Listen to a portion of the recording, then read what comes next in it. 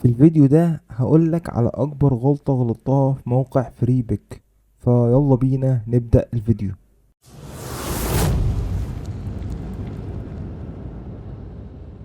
طبعا انتوا شايفين الكيرف هنا في المبيعات عندي الحمد لله كان قليل جدا، وبعدين هنا عالي قوي الحمد لله.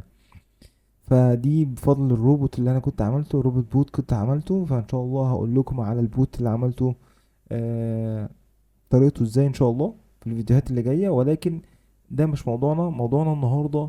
اكبر غلطة غلطتها في موقع فري بيك.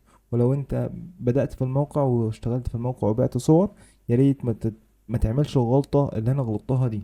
لما تيجي بقى هنا عند البيلينج عن اند انفويسز، ويظهر لك بقى البيلينج انفورميشن، بتخش على البيلينج انفورميشن.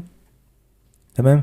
فبتدخل البيانات بتاعتك وبعدين هنا السلكت كرنسي اوعى تغيرها.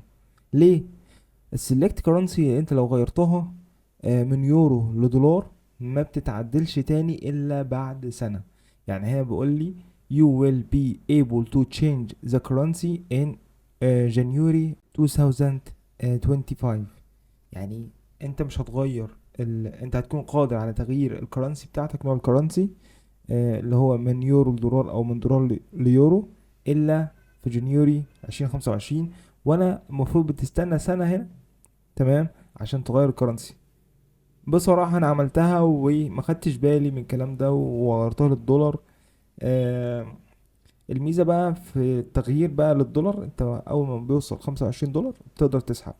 انما في اليورو لازم توصل 50 يورو عشان تقدر تسحب. فطبعا لما بتغير لدولار انا كنت فاكر ان هيعملوا لي فرق في العملة. لا، فرق العملة مش بيزودوه ولا اي حاجة. انت مثلا مثلا الصورة بيحسبها لك على 35 من 1000 سنت، تمام، بيحسبها لك على نفس القيمة سواء دولار او يورو. تمام. ففي فرق طبعا من الدولار واليورو. فنصيحتي ليك ما تغيرش العملة واستنى لحد ما توصل 50 دولار عشان الفلوس ما تقلش. وهنا انا هنتظر لحد يناير 25 عشان اغير الكرنسي، خليها من دولار ليورو. فدي اكبر غلطة انا غلطتها في موقع فري بيك، فحاول ما تغلطش الغلطة دي. والسلام عليكم ورحمة الله وبركاته.